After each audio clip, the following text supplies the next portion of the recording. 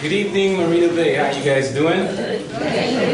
My name is Diego Garcia. I'm a 40-year-old Richmond resident. Before I get started, I would just like to share a history of my family here in Richmond. My dad moved here in 1963 to work at Color Spot in North Richmond.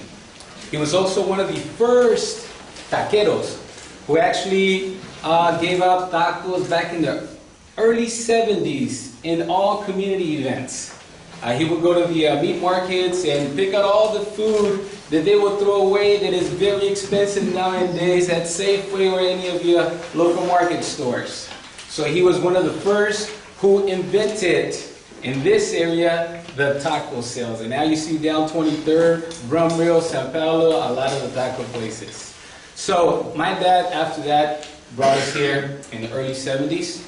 My two younger brothers and sisters were born in the old Richmond Hospital on 23rd Street. Because of the low economics, the faded school system, and no youth resources, that pushed me and my brothers and friends of mine to the streets. At age 19, I was a gang member, I was in jail, I got shot, and I was a young father. According to the statistics, I shouldn't be here speaking with you guys. But now, I'm a city council candidate.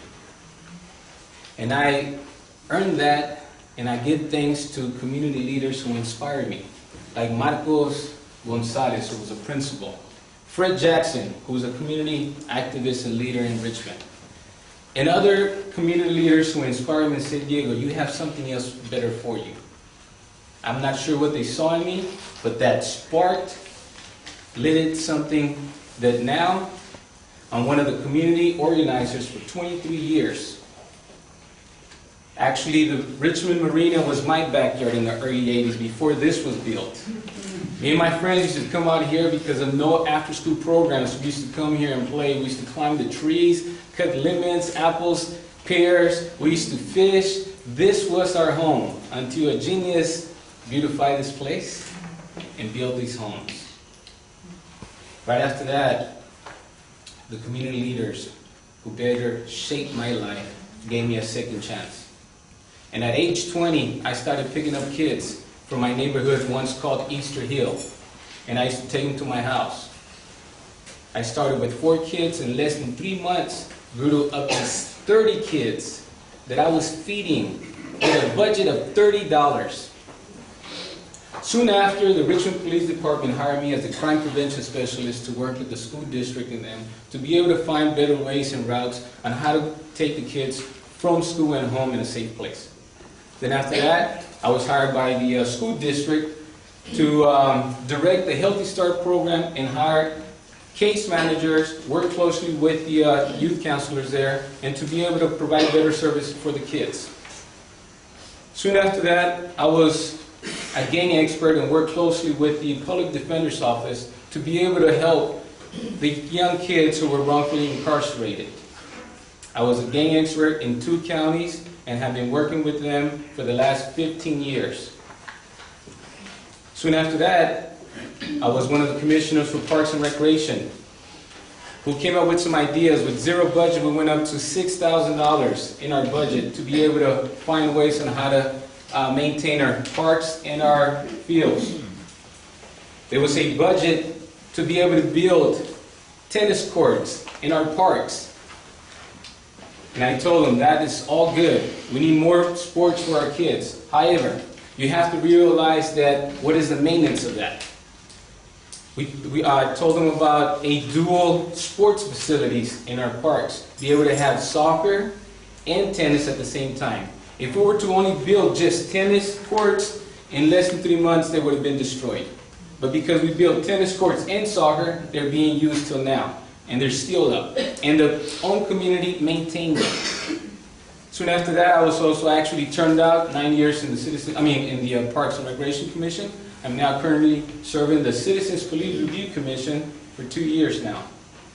I also founded a soccer program. I started with 15 kids. In less than 2 years, grew to 300 families. And we just don't do soccer.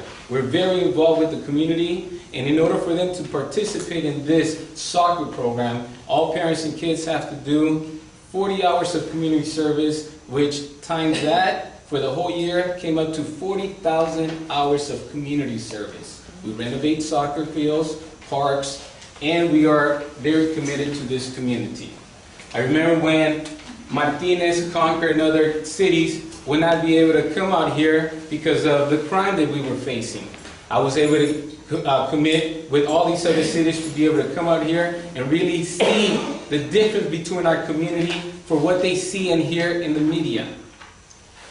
I also joined a political movement nationwide, and I organized with other friends of mine a political march for the immigrant rights, and was able to organize over 8,000 people, the two largest community marches in Richmond. This was in 2006.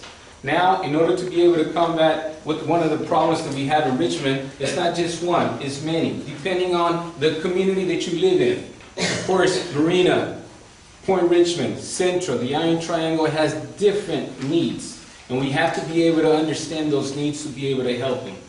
I believe that my 23 years of working with this community and my expertise, I am one of those candidates that is able to bring the community forward to be able to be part of the process and make that change that we need to see here. And the way we do that is by rewiring kids' brains. I organized a program called the Family Council, where I teach kids life skills and their parents to be able to do that for them.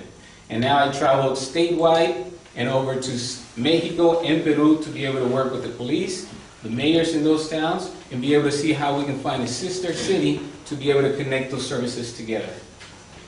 With all of that work that I have done, I've been recognized statewide with the Congress, city. I am the only community leader who have been given different awards and proclamations by our 4 different mayors in this city. November 6th, I'll ask for your endorsement and your vote. Thank you, guys.